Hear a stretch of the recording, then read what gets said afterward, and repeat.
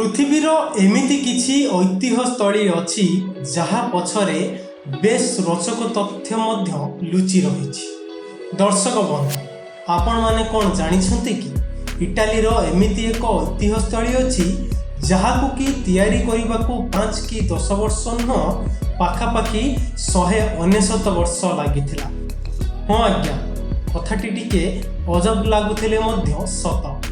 प्राचीन इटालियन नगरी पिसा पिसा लिनिंग टावर पिसा बा पिसार मीनार पाई प्रसिद्ध। सूचना थाउ कि यार उच्चता 192 फुट होइथिबा बेले यार ओसार 51 फुट।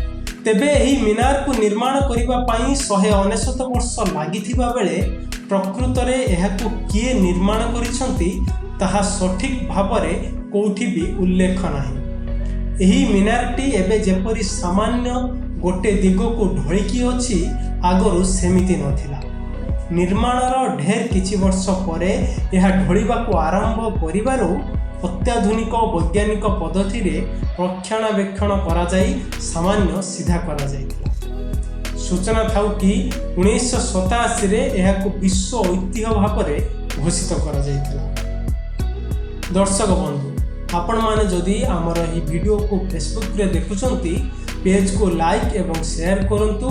जदि यूट्यूब रे देखुचंती चैनल को सब्सक्राइब करंतु। एपरी आहुरी अधिकरु अधिक वीडियो देखिबा पाई आम सह जोड़ी रहु।